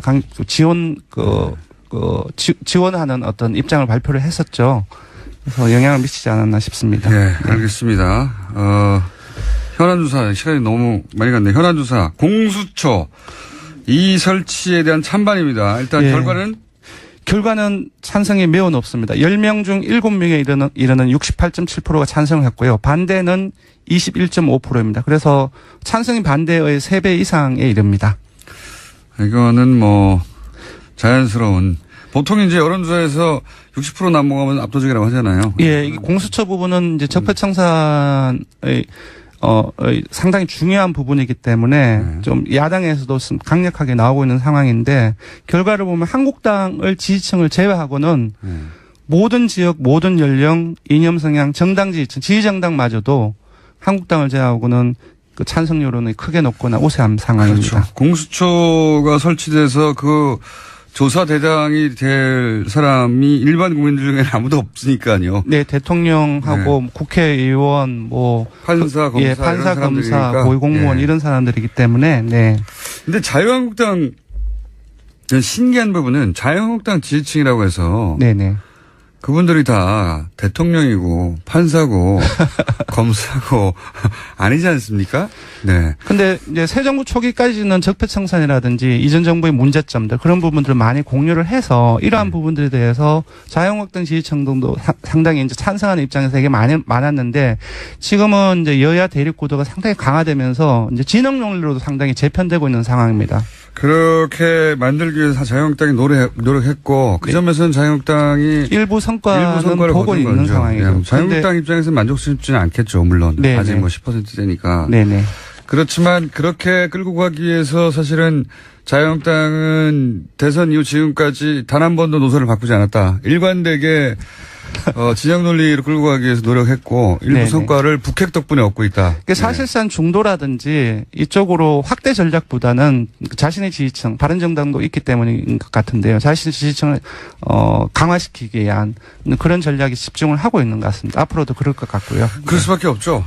본인들이 누리던 지지율이 사실은 생각해 보면 탄핵 국면 이전에 네네. 최소한 이것의 2-3배 정도 됐었거든요. 네네. 30-40% 가까이 됐었으니까. 네네. 그것에 반토막에 가깝지 않습니까? 예, 그렇죠. 네.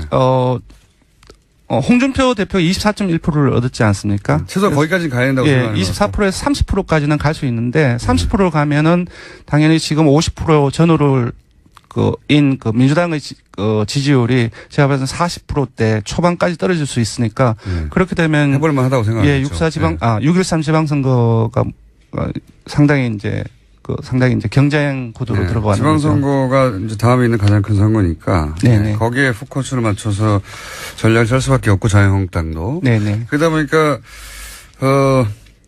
일부에서는 너무 극우적이다라고 비판도 하지만 네네. 가장 자신 있고 항상 해왔던 방식으로 할 수밖에 없는 거죠. 그렇습니다. 이해하자면. 예. 지지율이 그걸 보여주고 있습니다. 대선 이후에 지금까지 지속적으로 완만하게 계속 상승세에 있습니다. 과거에 자신들이 했던 가장 익숙한 방식으로 이제 그러면서 극단적이 되어가는 부분에 대한 비용을 감수하는 거죠. 그렇습니다. 예.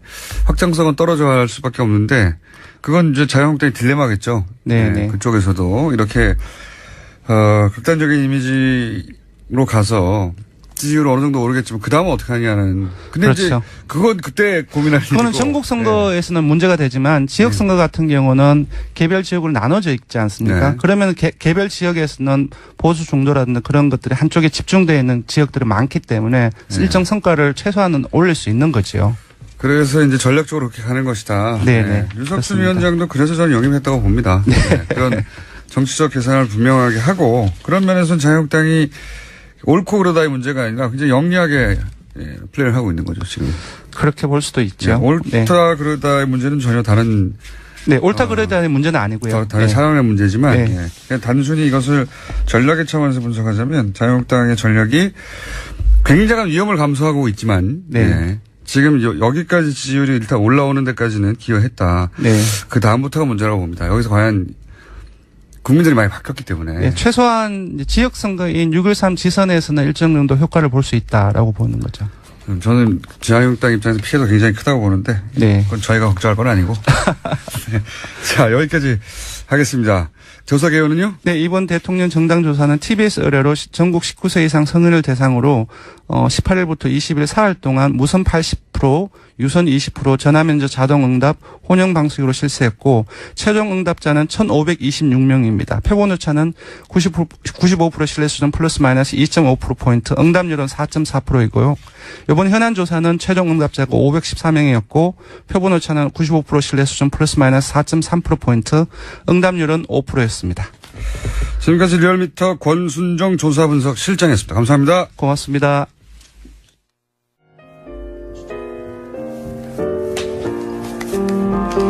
불친절한 AS. 이 상상 문자가 정말 디테일을 더해갑니다. 오늘 방송이라는 공개 방송을 이분 머릿속에서는 이미 치른 겁니다. 오늘 방송 참여자에게 스테이크를 제공해 주신 관계자분들 감사드립니다. 스테이크. 네. 평창 올림픽 개막 축하 방송, 광주 김대중 컨벤션 센터 야외 특설 무대 현지 생방송 오늘 너무 좋았어요. 뭐 이런 거.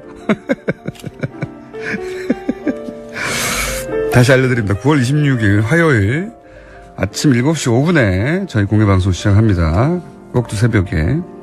장소는 CBS가 아니죠. TBS 본관에서 합니다. 포털에 검색해보세요. 자꾸 물어보지 마시고. 네. 포털에 아주 자세히 지도와 함께 나오고 있습니다. 거제도에서 공개방송 오신다는 분이 있네요. 중학생 아들이 공장장 탈을 보고 싶답니다. 탈을 쓰고 있는 줄 아나 봐요. 네. 오늘 내부자 둘 문자가 역대 한 2위, 3위권 됩니다. 엄청나게 쏟아졌어요. 예. 랩 배틀 것 같다. 네. 각자 자기 말만 하니까 너무 좋네요. 이런 말도 있고. 문자가 쏟아졌습니다, 아주. 예. 정말로 쏟아졌고요. 욕도 있고, 칭찬도 있고, 더 싸워라도 있고, 그만 싸워라도 있고, 아주, 난리였습니다. 그리고, 김광석 영화 너무 보고 싶은데 지방이라 상영관이 너무 없어요. 제가 이제 다큐를 2편 해보니까, 예. 상업영화에 비해 다큐가 정말 어렵습니다. 예. 이 얘기는 언제 할 기회가 있겠죠? 예. 이렇게 되면 이제 극장에서 내려가는데 빨리 보실 분들은 빨리 가서 보시기 바랍니다. 혹은 극장에 전화하세요. 예. 좀 더 걸어달라고. 영향 미칩니다. 여기까지 하겠습니다.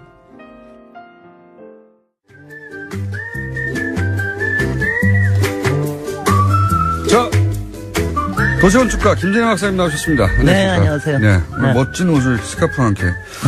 김재현 박사님은 패셔니스타예요. 예, 아이고. 라디오의 패셔니스타. 아이고, 참, 맞아요. 목소리만. 예. 감사드립니다. 아니, 뭘로 따져도, 예, 연령대로 따져도, 직업으로 따져도, 뭘로 따져도, 그 카테고리에서 가장 패셔니스타라고 불릴 만한 정도의. 아이고, 저 왜 이래, 오늘 뭐야? 네. 아니, 저도 뭐 좀 뭐가 주세요, 있는 그러면. 아니, 제가 오늘 우리 정치 리더와 건축에 대해서 얘기를 하는데. 지난주에 말씀하셨죠. 근데 네. 지난번에 노무현 대통령과 건축 정책에 대해서 얘기를 했는데 오늘은 백범 김구 선생과 경교장에 대해서 얘기를 하거든요. 근데 백범 김구 이상하게 경교장. 오늘 네. 금방 안 오시잖아, 이렇게. 그렇죠. 경고장. 경교장은 백범 김구 선생이 한 4, 5년 살고 집무하던 공간이기도 하지만 암살당한 공간이거든요. 근데 제가 오늘 이걸 가져오면서, 야, 이건 뭐 저도 뭐가 있나. 아니, 오늘 김광석, 저도 지난밤에 김광석 저는 저 김광석 영화는 봤습니다. 근데 너무 놀랐는데, 지금 저게 하는데, 야, 우리 만드신 저수지 게임도, 저수지 게임, 아니, 이거예요. 왜냐하면 제가 이 생각을 했어요. 백범 김구 선생이 여기서 암살당한 게, 우리나라에서 암살의 현장이 이렇게 생생하게 문화유적으로 남은 건 아마 유일한 사례일 거예요. 거기다가 이 암살은 그러니까 말하자면 미국으로 따지면 JFK 같은 거예요. 그러니까 JFK 영화를 만든 올리버 스톤 있잖아요. 네. 우리 이상호 감독의 김광석도 있고 네. 제작자 김어준의 저수지 게임도 있고 그런데 그러니까 우리가 이런 다큐에서 극으로 넘어가면서 뭔가가 나올 가능성들이 상당히 높아지는 이런 공간입니다. 그러니까 다큐가 실제 세상에서 변화를 이끌어내는 장면들을 지금 조금씩 겪고 있는 겁니다. 그럼, 그렇습니다. 저수지 게임도 그걸 바라고 만든 것이고. 그렇죠. 그러니까 저수지 게임은 솔직히 김광석도 그렇고 무서워요. 무서운데 재밌게까지 하면 이건 곤란합니다. 그러니까 놓치지 말고 빨리 보십시오. 이건 제가 대신 해드립니다. 저는 솔직히는 아직 카드만 보냈습니다.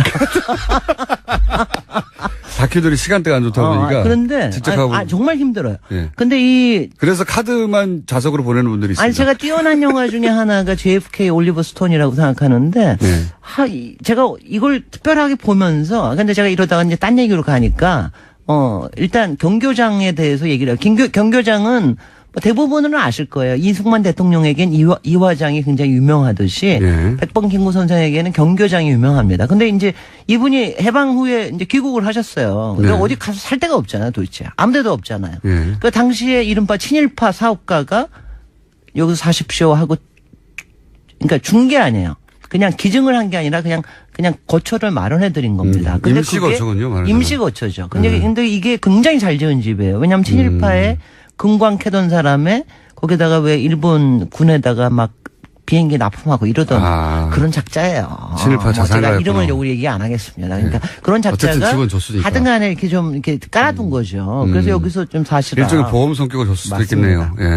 그러니까 여기저기 보험인데 그래서 거기서 45년부터 이제 암살을 당하실 때까지 49년 6월 26일까지 거기서 사시면서 집무하시고 그랬어요. 이 경교장은 이것부터 얘기해도 지금 있습니다. 네. 어디 있는지 모르시죠? 몰랐어요, 저는. 예. 이거 뭐, 이름은 제가 막 뭐라 그러면, 네. 공장장 막 갈군다고 저한테 막 비판을 하시는데, 네. 아니, 정말 이러면 안 돼요. 이런 거는 아셔야 돼. 이게, 왜냐면 서대문 경교장. 지금 알기 시작했잖아요. 아예 모르고 살는 것보다 낫지 않습니까? 저는 예. 경교장을 어떻게 알았냐면은 제가 이화여고를 다녔기 때문에 네. 거기 바로 있어요. 지금 어디에 있냐면은 강북 삼성병원의 안에 있습니다. 그리고 현재 소유는 예. 삼성재단입니다. 그러니까 그 금광 사업가가 굉장히 역설적이네요. 죽고 돌아가시고 암살당하시고 난 다음에 가져간 거예요, 다시. 네. 회수를 해가지고 갖고 있다가, 삼성재단에 67년에 팔은 거예요. 그 삼성재단은 거기를 원래 본관으로 썼다가 뒤에 걸 큰 본관을 짓고 난 다음에는 이거를 그때 이 장례식장으로 썼던 것 같아요. 제가 장례식장 했을 때 처음 가봤으니까. 근데 그때도 얘기를 들었어요. 그래서 제가 굉장히 장례식장으로 쓰다니요. 아니 굉장히 신기하다. 이런 건물이 왜 여기에 있을까? 거기다 네. 뒤에는 엄청난 큰 건물이 있는데 아주 가까워요. 네. 그리고 그 관내 그러니까 삼성병원 관내 안에 있습니다. 강북 삼성병원. 근데 지금 이제 다행히도 그 이후에 경교장 복원 국민 추진위원회 이런 것도 만들어지고 그래서 드디어 여러 과정을 거쳐서 2013년에 문화유적으로서 지금은 개방됐습니다. 그러니까 이제 가보실 수가 있습니다. 가보시면 굉장히 큰 건물이에요. 그러니까 식민지 건물이니까 굉장히 크고 서양식 건물이고 지하 1층이 있고 그 시절에 이런 건물 거예요. 일제 시대에 직접 지은 건물들은 굉장히 튼튼합니다. 굉장히 튼튼해요. 다 석조 건물이고 아주 원석들을 썼어요. 네. 건물 자체는 뭐 전 설계는 별로라고 생각이 되는데 하여튼 그러고요. 지금도 굉장히 가면 어색하게 느껴져요. 강북 삼성병원을 가서 그냥 길 옆으로 쑥 지나가요. 그리고 옆에 있어요. 그래서 좀 이상하긴 한데 가보시면 거기에 전시 공간들 이런 게 다 있는데 거기 2층에서 암살당하셨어요. 자기 본인 집무실에서 암살당하셨는데 경교장이 굉장히 한 게 뭐냐면 역사적으로 중요한 게 사실 백범 김구 선생 하면 저희가 생각을 하는 게 효창공원 거기에 백범 묘지 백범 기념관 이걸 많이 생각을 하는데 사실 경교장에 가면 아주 정말 말하자면 이제 그 역사의 시간을 느낄 수가 있어요. 오싹한 기분도 느껴지죠. 오싹한 기분을 느껴요. 여기서 총에 맞았구나. 2층이 집무실인데 여기서 처음으로 그 상하이에 있던 임시정부가 여기 왔잖아요. 네. 와가지고 첫 말하자면 내각회의를 한 데도 여기입니다. 그리고 이제 여기서 뭐 사시기도 하죠. 그래서 그 앞에서 어쩌면은 군사정권 시절, 그러니까 바로 이어져서 이승만과 그 군사정권이 이어졌기 때문에 이 장소가 오랫동안 묻혀 있을 수도 있겠습니다. 아니 저는 네. 이럴 때 하여튼 역사의 아이러니를 느끼기도 하는데 건물이 튼튼한 것과 더불어 솔직히는 삼성재단으로 넘어갔기 때문에 온전할 수도 있었다는 생각이 들어요. 어떻게 보면. 물론 처음에는 장례식이 없었지만. 그럼요. 그렇게는 아니 그때는 그런 감각이 없었으니까. 전혀 없을 때니까. 근데 그리고 그다음에 여기서 이제 근데 암살당한 거는 안두희의 아마 백범 김구 선생보다 안두희를 아는 사람이 더 많을 거예요. 이름이 워낙 많이 거론됐어요. 근데 제가 암살 사건을 이 미스테리를 여기서 다 얘기해 드릴 수는 없지만 요거 하나만 얘기할게요. 안두희는 당시에 육군 대위였습니다. 포병 대위 49년에 암살을 했습니다. 직접 서북청년단 출신이죠. 서북청년들 직접 올라와서 경호받으면서 올라와서 총탄 4발을 쏴가지고 암살을 했습니다. 그 바로 현장에서 암살도 아니에요, 그거는. 아니 그렇죠. 현장에서 잡혔습니다. 예. 현장에서 잡히고 가가지고 무기징역 받았습니다. 이 사람이 복권될 때까지 시간이 얼마나 걸렸게요? 가명되고 복권되고 할 때까지? 얼마 안 걸렸겠죠? 얼마? 저 한번 해보세요. 글쎄 한 1년이요? 1년은 조금 심했고 그때 이제 바로 전쟁이 일어났으니까 4년 만에 전쟁 끝나고 나서 4년 만에 복권이 됐습니다. 그리고 군수공장 했습니다.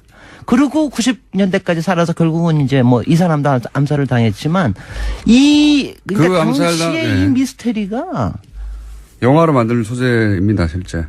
그러니까 우리가 영화거리가 너무 많다는 게 문제예요. 그리고 영화거리가 너무 많은 시대에 살았던 줄 알았는데 현재도 영화거리가 너무 많은 시대에 살고 있어요. 현재. 맞습니다. 현재 스코어. 네네. 아직 풀리지 않은 게 너무 많고요. 근데요, 제가 여기서 한 가지만 얘기하면 제가 이제 백범 김구 선생님의 얘기를 하자면은 제가 솔직히 굉장히 좋아하는 역사 인물 중에 하나예요. 꿈에는 안 나타나시지만. 이분을 꿈에 나타나시면 막 무서울 것 같아, 솔직히. 기골이 장대했다고 해요. 글쎄 사실은. 말이죠. 저는 어릴 때 김구 선생 이제 사진 혼자 서 있는 사진만 봐가지고 네. 그 사진으로는 크기를 가늠할 수 없고 안경 끼고 그래서 좀 왜소한 느낌이었는데 네. 다른 분들과 있는 사진을 보니까 굉장히 기골 장대. 거인이에요, 거인. 그리고요, 우리가 백범일지를 잘 알고 있지만 제가 이분을 놀랍게 생각을 하는 게 이분이 당시에 말했던 말이 나는 우리나라가 가장 아름다운 나라가 되기를 바란다. 국력이 군대력이 필요하거나 경제력은 우리가 살만하면 된다. 그렇지만 문화적인 힘으로 정말 아주 문화적인 힘을 가졌으면 좋겠다. 아니 이런 말을 하실 수 있는 분이 세상에 쉽지 않잖아요. 그 일제강점기 안에서. 실제 대단한 분입니다. 독립운동을 열성적으로 하셨던 분들 보면 네. 사회 불만 세력이 아니고 네. 지식인이었어요. 지식인이고 예. 그다음에 그거를 갖다가 현장에서 실천하려고 노력을 하는 실천가들이고 네. 그리고 솔직히는 이 백범 선생님은 이 일화들을 보면 어떤 거는 막 찌질할 정도로 막 정말 생활인들이었어요. 막 이럴 정도로. 저는 개인으로 독립운동 하시는 분들이 다시 재조명을 받아야 된다고 생각하는데 그 중에서 그 포인트 중에 하나가 기본적으로 자연인 개인으로서도 대단히 위대했다. 네. 지식인으로서 네. 배울 만큼 배우고 충분히 부역하면 살 수 저는 있는데. 철인이라고 생각합니다. 예. 네. 그 긴 세월을 네. 언제 죽을지 모르잖아요. 그 시절에. 네. 그래서요, 마지막으로 얘기하자면 이 경교장에 이렇게 있는데, 교사남아서 이렇게 있는데 잘들 안 오신답니다. 알겠습니다. 그래서 네. 여기 가시면은 거기에 멤버들이 너무너무 고마워 하신다니까 네. 이번 추석 연휴 때 열흘 동안에 많이 들러주시죠. 경교장. 네. 알겠습니다. 도시건축가 김진애 박사였습니다. 다큐도 많이 봐주시고요. 나와 있는